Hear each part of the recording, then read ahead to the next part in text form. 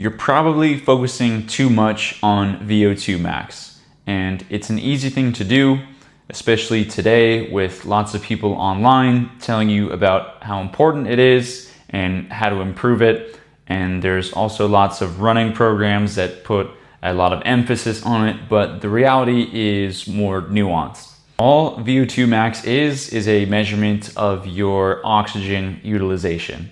And that measurement is just in milliliters per kilogram of body weight in 1 minute.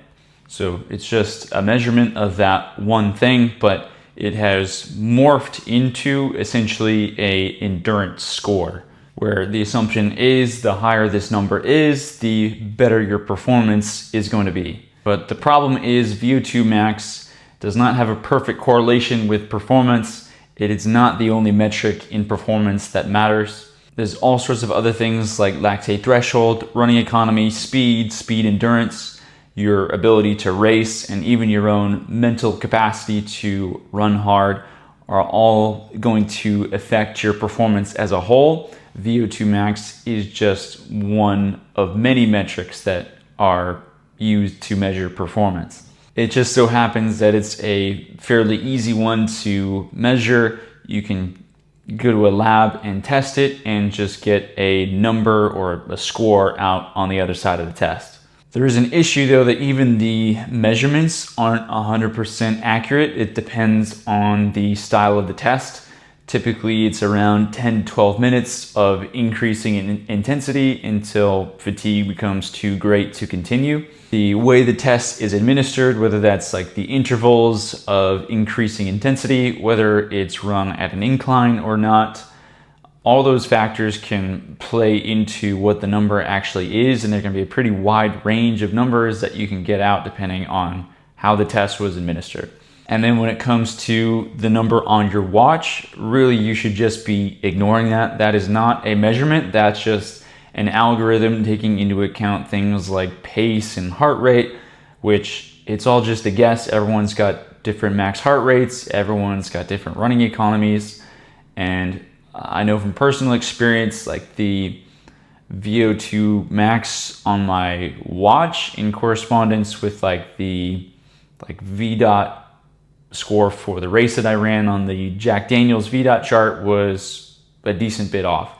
So that watch is just trying to make a guess. You shouldn't trust it. We should be focusing on performance, not the number.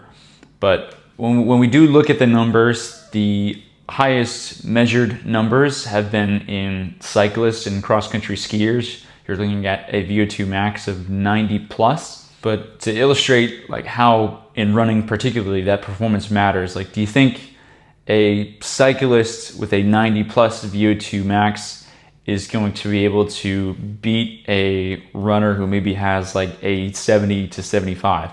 I would suspect not, because there's all sorts of, like I said, different components to performance, economy, speed, threshold that might not directly translate from cycling to running. Just if you look at that number alone, you might think this person would beat the other person, but a lot of times that's not the case. If you look at a graph of race times over like a set distance versus VO2 max, especially as you start to get higher, you'll see that the race times can be the same for lots of people, and VO2 maxes will be wildly different. Or same thing on the other side of the coin, you can have people with the same VO2 max running quite a bit different race times. So it is not a perfect correlation. So that's a big reason not to focus on your VO2 max, not worrying about that number.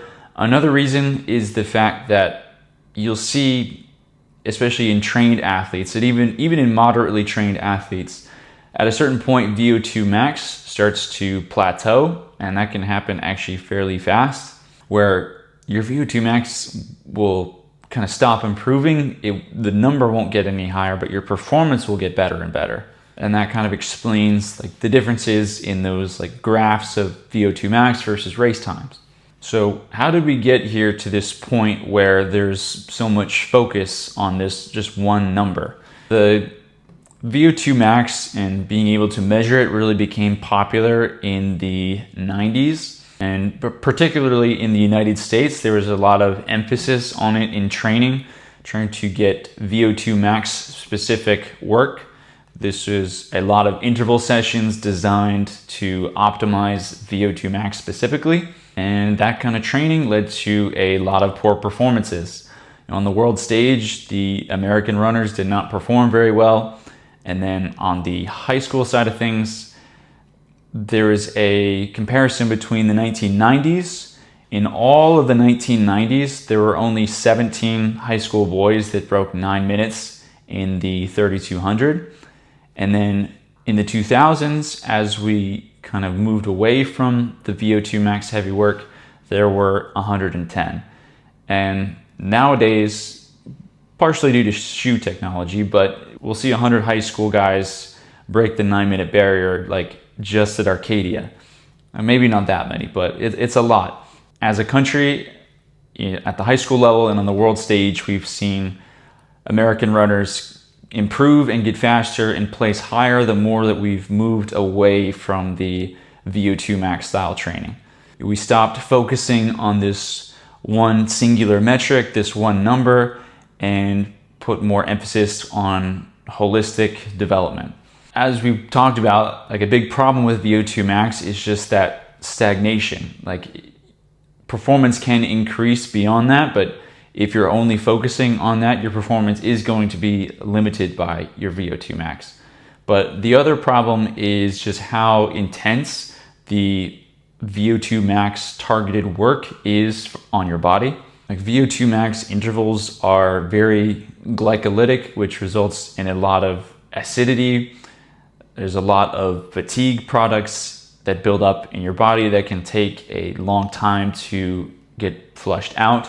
Like VO2 max work is a lot of time spent at a fairly high intensity. A classic example of like a high volume VO2 max workout is like 6 to 8 times 1,000 meters at 5K race pace. So depending on your ability, this can be like 25 to 30 minutes spent at this very high intensity pace. That's a lot of time spent hammering your body compared to like, say, like a half marathon pace type of workout where it's a little more aerobic, less intense, and you can get high volumes without as much stress. And then on the other end, like faster reps, like mile pace workout, something like a 10 times 400. It's quick, but the quickness basically forces you into like a low volume. 10 times 400 is 4,000 meters. 8 times 1,000 is 8,000 meters. So that's double the workload, double the volume. So it's a lot of time and it's still pretty intense. It's like the Goldilocks mix of just the hardest thing you could do in a workout. So if you focus too much on this, either your volume's too high or you're doing it too frequently, it can leave you chronically under-recovered, and that's not gonna leave any room to grow for you. And you might ask, like, we're dogging on VO2 max, but what about all these studies that show like that it's good for you, and there's these workouts that you can do that can improve it, things like that Norwegian 4x4 or Tabata sprints. Like, what is the explanation behind that? Like, the reasoning behind that is most of these studies are done in the short term, where it might only be like 6 to 8 weeks of a study, and it might be on people who are untrained. 6 to 8 weeks is a short enough period where you're hitting VO2 max hard. That's a short enough window of time to see some results, especially when someone who's untrained. If you're untrained, VO2 max work, you will see like pretty rapid improvements pretty quick. But what these short-term studies don't see is that not too long after, if you were to continue that same work, you would hit that plateau. So the studies show the window where improvement's actually happening, but then they don't show the plateau afterwards, and they don't show being under-recovered. They don't show the stagnating results. It's just that short window. And when there have been longer-term studies, there's one that was 36 weeks long, After around 12 weeks, VO2 max stagnated, as we talked about. So there can be a time for VO2 max work. It's kind of like playing with fire. In the right doses, it can be pretty powerful. It can be a way to improve pretty quickly. Like if you had a race that was a month away and we had to get you from like 0 to race shape as quick as possible, like VO2 max work is probably how we would do it. But for most people, that's just not the reality. There's like a long-term outlook on training that we're trying to have. For athletes specifically running like 3K to 5K, this is race-specific work. The pace, the intensity where you're at VO2 max, you're consuming the most amount of oxygen, is going to be around like 10 to 15 minutes. And that falls into like 3K to 5K for a lot of like well-trained athletes. So that's your race-specific work is basically going to be VO2 max work. But we should keep in mind, like when you're doing this work, you're doing it because it's race-specific. You're trying to dial that pace in, dial that intensity in. We're not just chasing that VO2 max number. And then when you are doing this type of work, 6 to 10 weeks at a time is really the most that your body can handle. Anything more than that, and you're going to start to see that stagnation, and hitting it anymore is just going to lead you nowhere except making you more worn out. So 6 to 10 weeks at a time, this is going to be like the peak of your like training. This is when you're getting ready for those like big races that you've got coming up. You're trying to get into peak shape. That's when you're going to focus on hitting this. And when you are hitting it, you need to treat these VO2 sessions with the same respect as you would a race, because like I said, it is the perfect mix of pace and intensity that's just very difficult on your body. So treat it with the respect of a race. Give yourself 3 to 4 days afterwards to fully recover. It's like, don't be willy-nilly with it. It is kind of playing with fire. That's going to be kind of the way to apply it successfully. But you should not be doing it year round. You should not be doing it like 3 times a week, like I've heard some people say. Don't chase the number. Chasing the number is a fool's game. It's going to lead you nowhere. Focus on holistic performance. Focus on everything. Get a little bit of everything. VO2 max might be a little bit of a part of that, but it should not be the primary focus.